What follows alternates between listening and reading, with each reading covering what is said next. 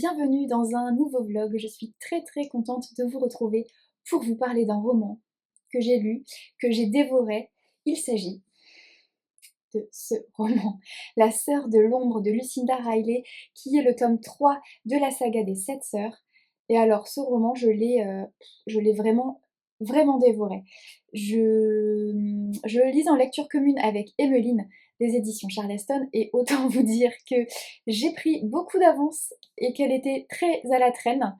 Ce tome, c'est mon préféré de la saga jusqu'à maintenant. Bon, ça n'est que le tome 3, mais vraiment gros coup de cœur pour ce tome-ci.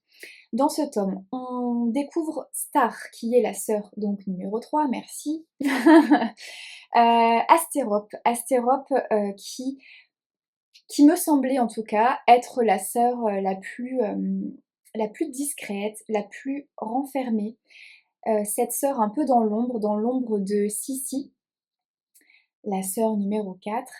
Elles forment un binôme et Star ayant toujours eu un tempérament assez réservé et n'ayant pas parlé pendant longtemps, c'est Sissi qui parlait à sa place, qui limite prenait les décisions à sa place. Elle a commencé comme ça étant petite et finalement ça s'est prolongé.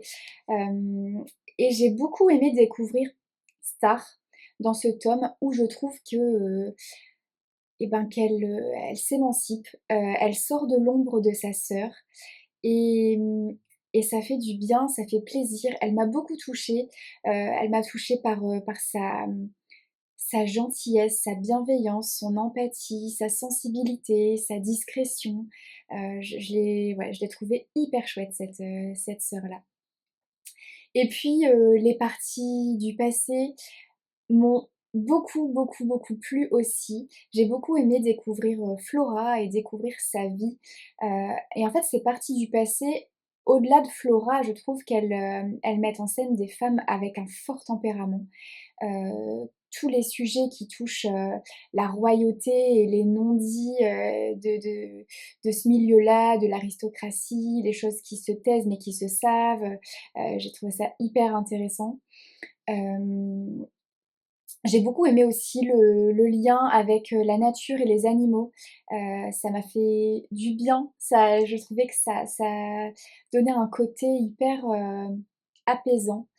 Et ça m'a vachement plu aussi. Et puis Flora, donc oui, elle m'a beaucoup plu par son sacrifice, par le sacrifice qu'elle fait, le sacrifice d'un amour, au nom de l'amour aussi finalement, et, euh, et sa résilience, j'ai trouvé ça vraiment bluffant. Voilà, donc vraiment ce tome m'a vraiment enchantée. Et puis, et puis ça ne fait qu'accroître tous les mystères qui entourent Passolt. J'ai hâte d'avancer dans cette saga pour en apprendre plus et j'ai évidemment hâte que ce tome 8 sorte puisqu'il s'agit de l'histoire de Passolt. Donc on va enfin tout savoir, j'espère, j'imagine. Enfin voilà, donc ce tome m'a beaucoup plu. Il m'a fait voyager en Angleterre, dans les rues de Londres et dans la campagne anglaise et ça m'a vraiment séduite. Voilà. C'était pour ma petite lecture, ma petite, il faisait combien de pages quand même? 600 pages, hein, bon. Ma petite lecture de 600 pages. J'ai deux choses à ouvrir. Le premier, ça me vient d'où ça? Je sais pas.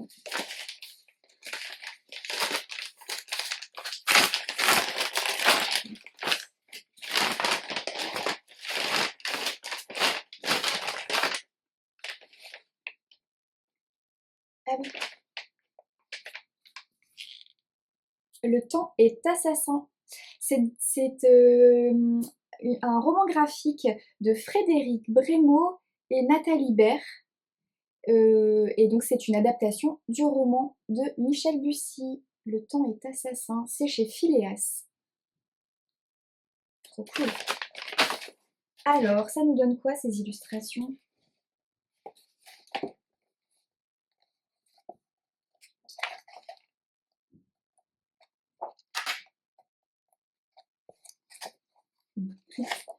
Pas super pratique, désolée. J'espère que vous avez pu en avoir un aperçu. Trop chouette. Le temps est assassin, je n'ai pas lu ce roman de Michel Bussy. J'en ai lu quelques-uns de Michel Bussy, mais pas celui-ci. Donc je vais plonger dans ce roman graphique, voilà, complètement, sans en connaître l'histoire. Je vais quand même lire la 4e de couverture, tant qu'à faire. Été 1989, la Corse, presqu'île de la Révélata, entre mer et montagne. Sur cette route de corniche, au-dessus d'un ravin de 20 mètres, une voiture roule trop vite et bascule dans le vide. Une seule survivante, Clotilde, 15 ans. Ses parents et son frère n'ont pas eu la même chance. Été 2016. Clotilde revient pour la première fois sur les lieux du drame, accompagnée de son mari et de sa fille adolescente. Elle veut profiter de ses vacances pour exorciser le passé. C'est au camping dans lequel elle a vécu son dernier été avec ses parents que l'attend une lettre mystérieuse. J'ai presque envie de lire le roman avant. Parce que c'est vrai que quand je lis des romans graphiques, quand j'ai pas lu le roman avant, j'ai toujours ce petit truc un peu de déception, dans le sens où je me dis que le roman m'aurait permis de m'attacher davantage au personnage et d'être plus touchée. Et j'ai peur que ça fasse pareil avec celui-ci. Ah, je sais pas, j'hésite. J'hésite fortement. Bon, on verra. Et la deuxième chose que j'ai à ouvrir, avec le bonne journée, là, de mon facteur.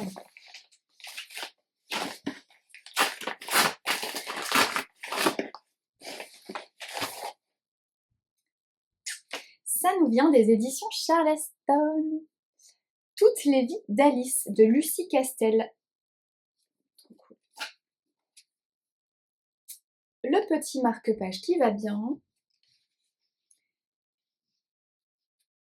Alors, Manon dit que c'est un coup de cœur, un livre que je vais recommander encore et encore. Manon des lectures de Manon. Coralie de Lily's Reading. C'est un livre qui nous touche et ne nous laisse pas indemnes. Cool.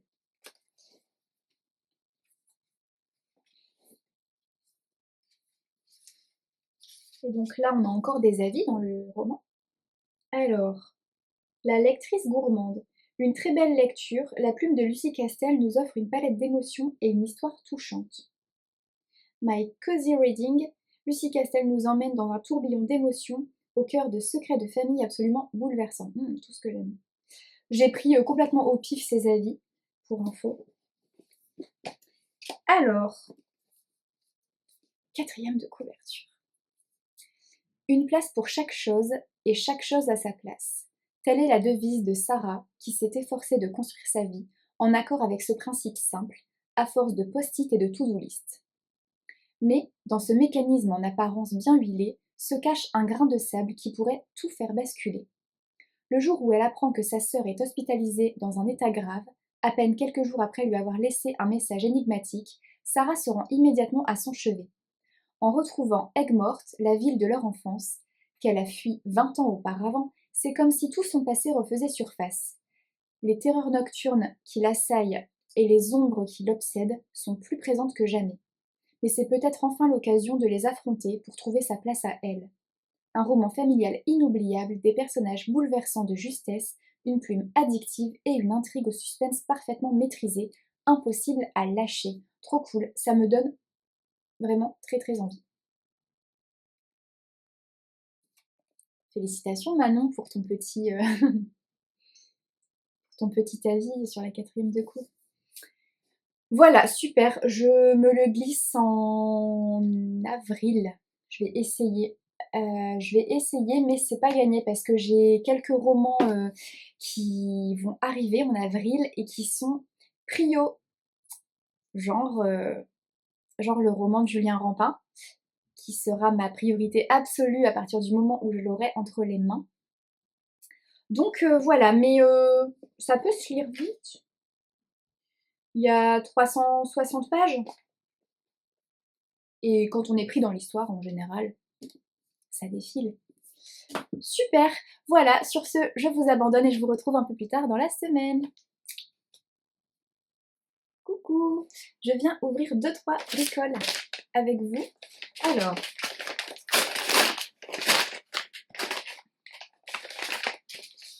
ah oui, Les 4 sagesses indiennes de Caroline Frizou. C'est un ouvrage chez Le Duc que j'ai eu l'occasion de lire dans le cadre des Gardiennes Le Duc Ezo.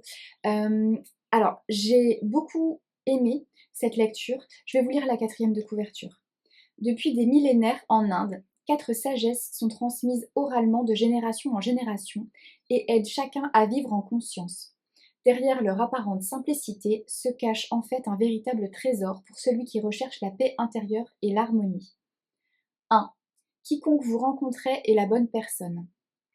2. Ce qui arrive est l'unique chose qui pouvait arriver. 3. Chaque moment est le bon moment. 4. Ce qui est terminé est terminé. Caroline Frizou décrypte pour vous ces sagesses afin de les laisser infuser dans votre quotidien et les a enrichis de témoignages forts et de rituels pratiques. J'ai trouvé cet ouvrage assez sympathique. J'ai trouvé que c'était de bons rappels, que c'était bien expliqué. Malgré tout, j'y ai trouvé certaines longueurs à quelques moments, quelques redites. J'ai trouvé que c'était assez répétitif finalement, mais malgré tout intéressant. Et c'était plutôt assez sympa d'avoir des témoignages et des anecdotes de vie et les petits rituels. Ça, c'était plutôt sympa. Voilà. Ce que je peux en dire, ma chronique sera disponible sur Instagram courant de semaine prochaine. Dès que j'ai le temps de faire les photos, je publierai ça. Hop. Ensuite, un petit colis qui nous vient des éditions du Seuil.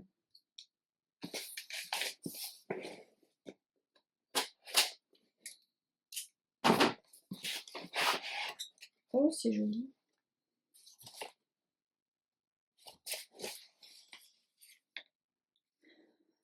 Petite enveloppe avec une petite fleur comme ça, c'est mignon.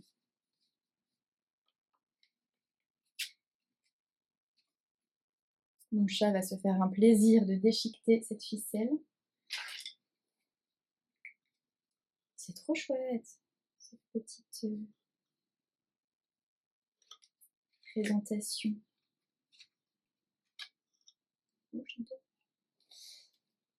Alors,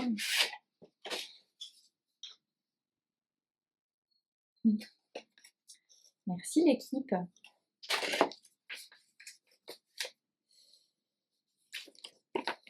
Alors, il s'agit d'une nouvelle collection qui sort aux éditions du Seuil qui s'appelle Voix autochtones. Ça donne la parole à tous les peuples premiers qui en ont été privés pendant si longtemps. Des romans singuliers, universels, qui nous font vibrer, nous émeuvent, nous entraînent sur des chemins que nous avons trop peu parcourus.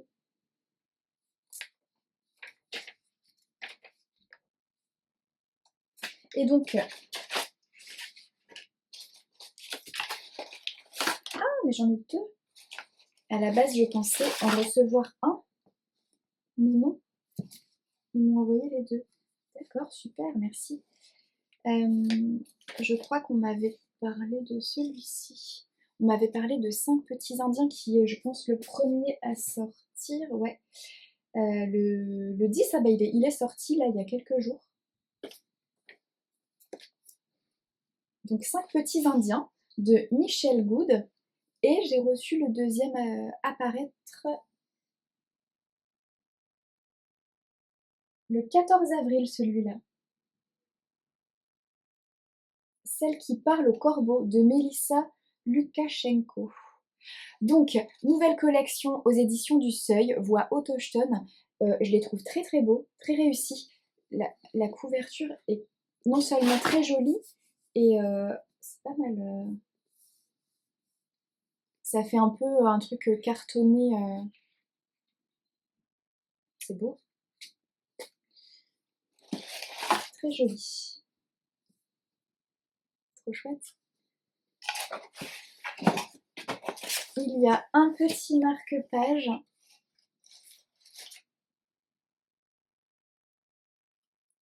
Et ça doit être une bougie. Ça sent bon. Spring. Ouais, c'est fleuri. Ça sent le printemps, c'est vrai. Trop chouette. Merci les éditions du Seuil. Alors, parlons des romans. Ah mais le fait est qu'il n'y a pas grand-chose dans ces quatrièmes de couverture. Alors attendez. Je vais vous en dire plus quand même. Alors, d'abord, 5 petits Indiens.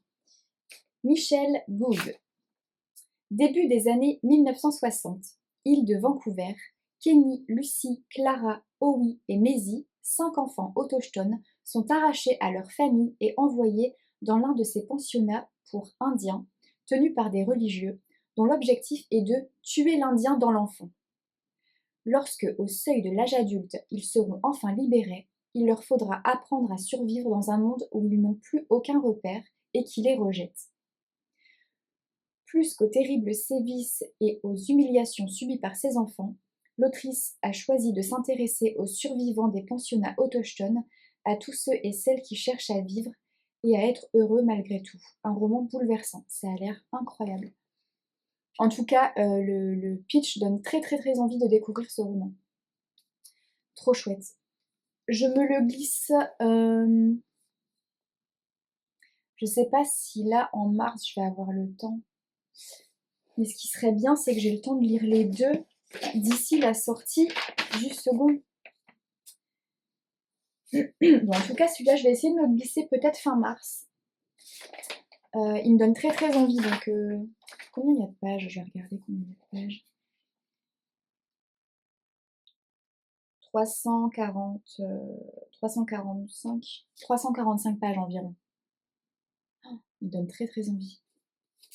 J'ai envie de tout stopper et de le lire maintenant.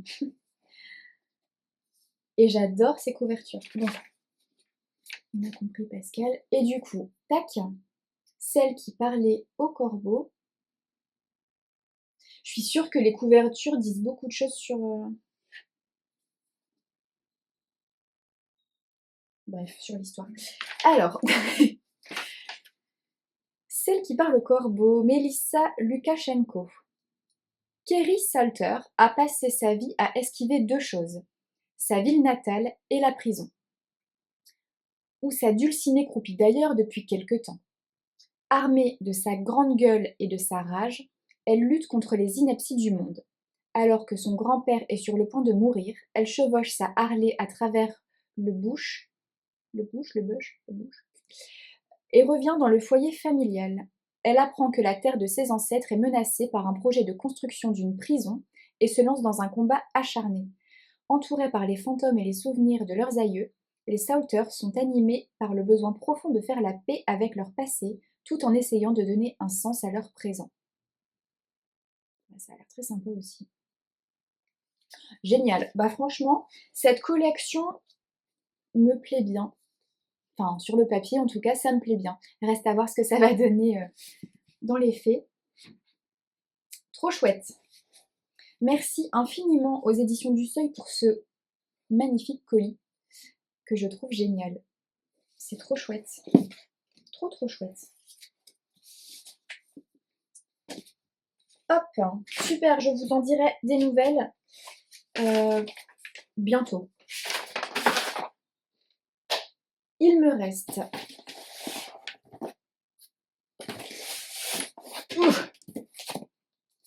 un gros paquet. J'imagine que c'est une BD. J'imagine.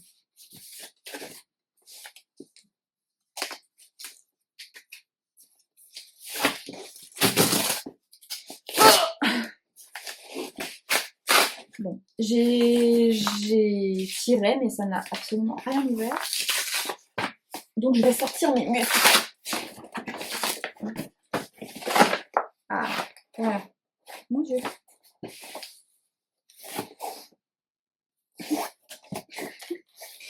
Pardon, mais le contenu me fait beaucoup rire.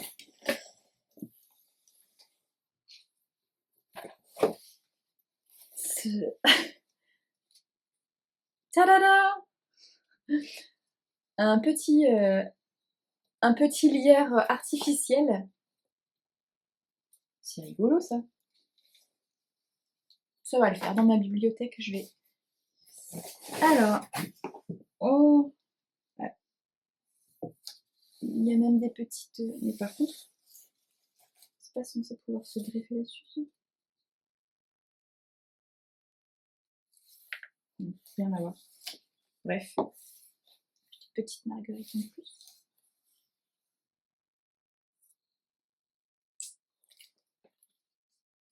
Bah, ce sont des colis fleuris tout ça.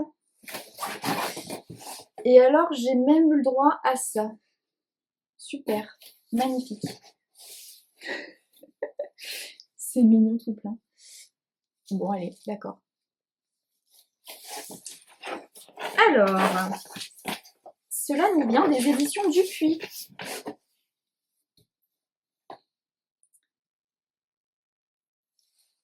Ça me va bien les oreilles de chat. Je vais ce carton.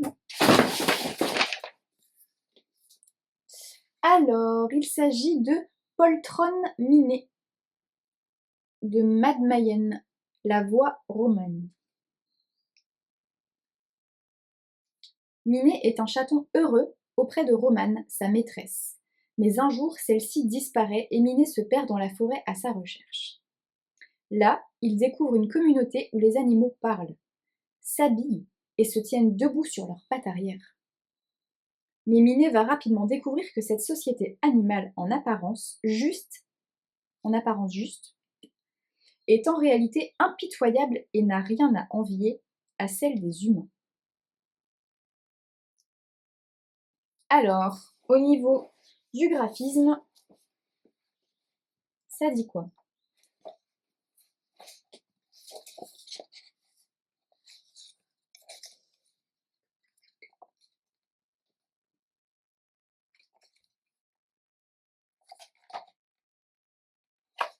C'est très coloré.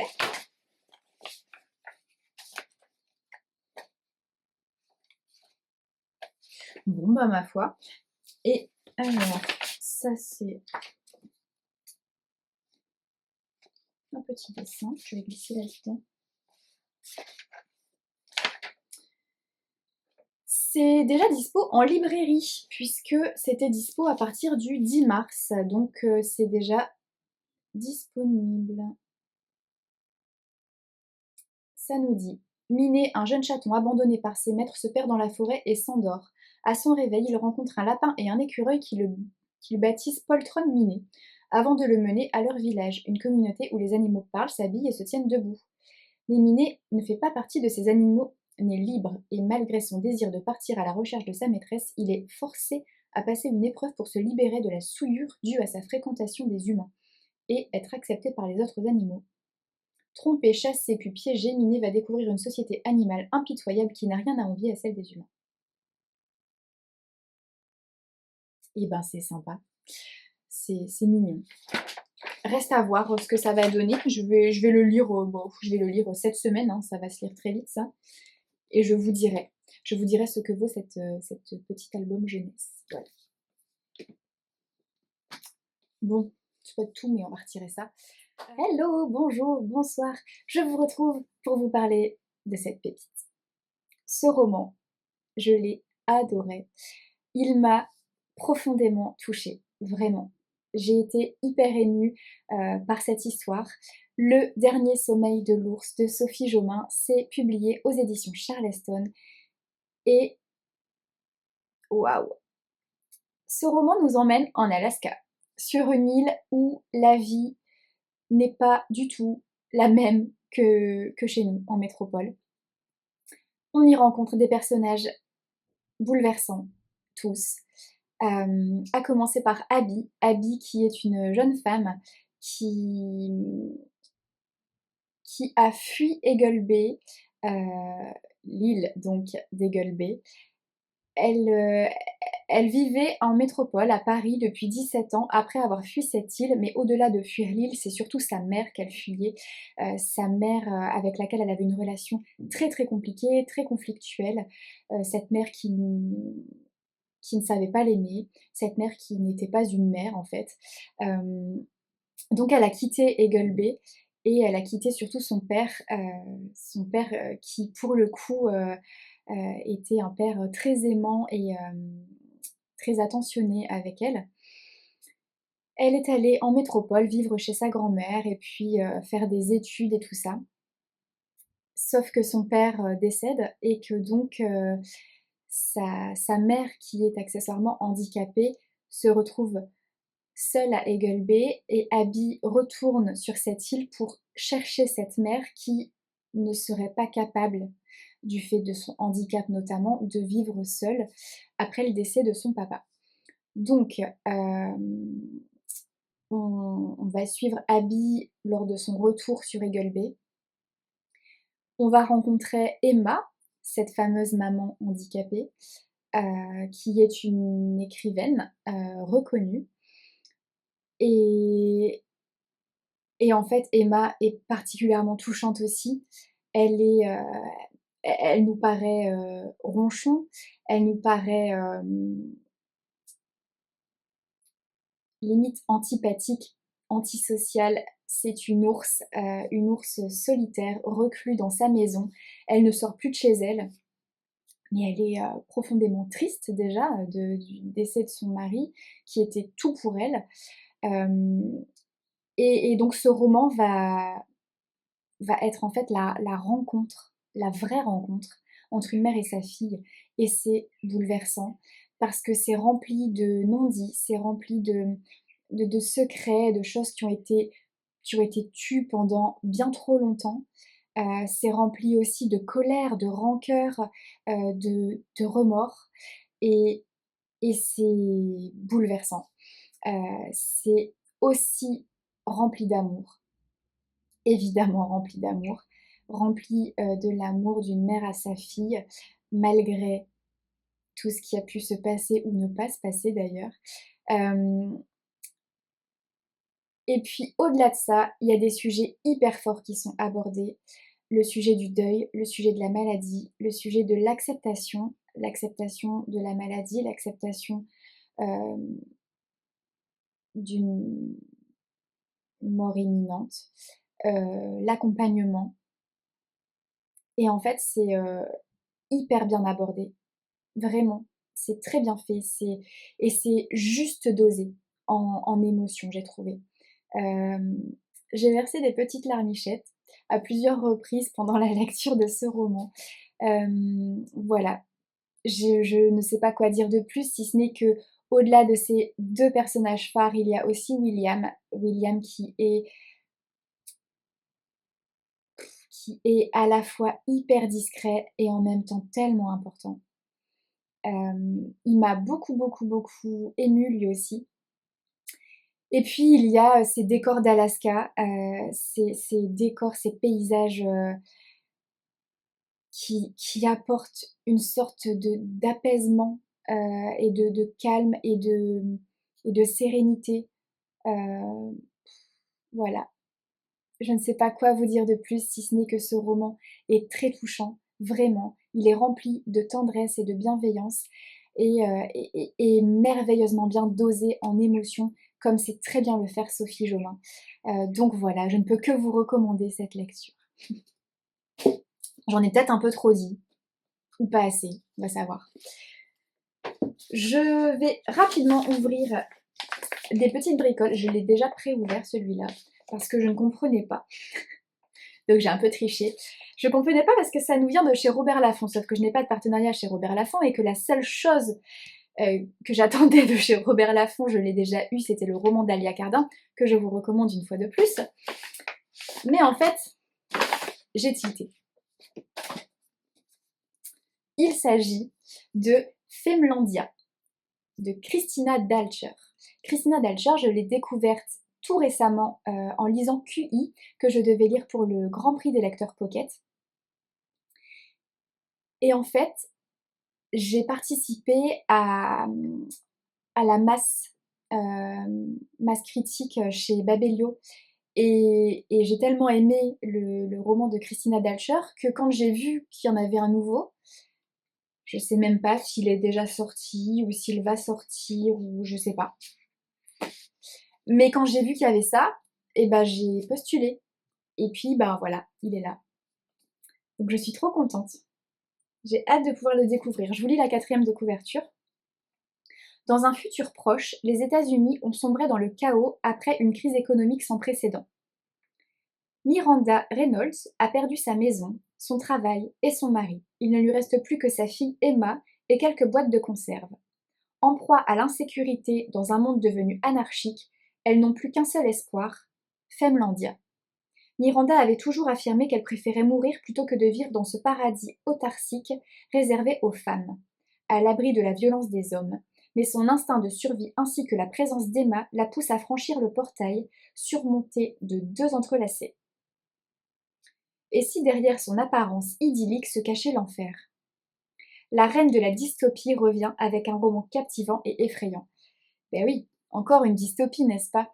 Voilà. Il faut que je découvre Vox accessoirement aussi, qui est son premier roman et qui, d'après ce qu'on m'a dit, est incroyable. Donc c'est une 3e dystopie pour Christina Dalcher et j'ai hâte de la découvrir. Je vais le lire très vite hein, parce que avec les masses critiques de Babelio, on a 1 mois pour le lire, donc il va très vite être découvert. Et enfin, encore un coucou là de mon facteur. J'adore.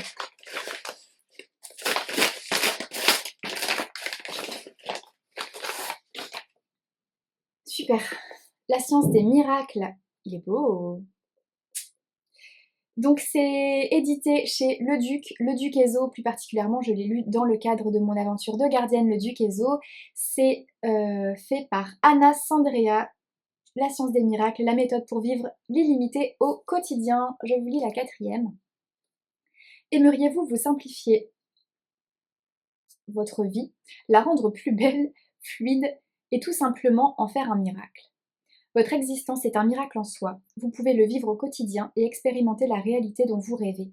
Au fil du temps, vous avez perdu votre capacité innée de faiseur de miracles à cause de souffrances, limitations ou divers conditionnements. Aujourd'hui, vous avez le pouvoir de les dépasser et de les mettre au profit de la création. Découvrez la méthode complète pour libérer votre pouvoir de manifestation.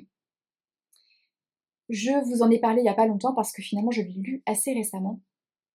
Donc j'en ai parlé dans un de mes vlogs précédents. J'avais beaucoup aimé. On nous parle beaucoup du pouvoir d'attraction, du pouvoir de l'intention. Et j'ai trouvé ça très sympa. Voilà. Je vais pas répéter ce que j'ai déjà dit. Oh, il est dédicacé. Trop chouette. Trop chouette. Voilà, j'avais trouvé ça très sympa, très bien fait. Donc bah écoutez, si tout ce qui concerne les miracles, les synchronicités, le pouvoir d'attraction et d'intention, si tout ça, ça vous parle, que ça vous intéresse, eh ben vous pouvez foncer sur ce petit ouvrage. Sur ce, je file et je vous retrouve demain. Je vous retrouve demain et on clôturera ce petit vlog. Voilà, à bientôt! Bonjour, je vous retrouve très très brièvement pour ouvrir avec vous un petit quelque chose qu'il y avait dans ma boîte aux lettres.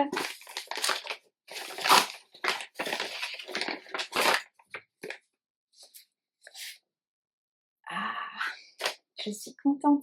Ce qu'elle a laissé derrière elle de Hélène Marie Wiseman aux éditions Pocket. Je l'avais en grand format.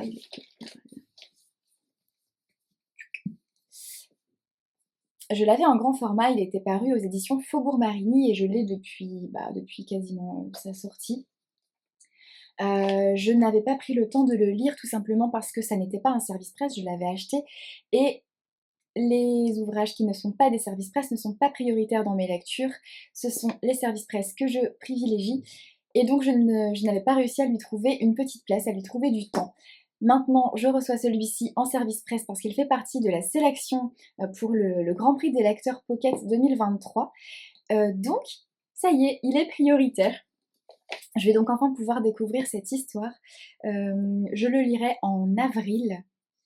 Ouais, je le lirai en avril. Il sera sur mon planning d'avril. Je vais vous lire la 4e de couverture. New York, 1929. Clara Cartwright, 18 ans, est prise en étau entre ses parents autoritaires et son amour pour un jeune immigrant italien.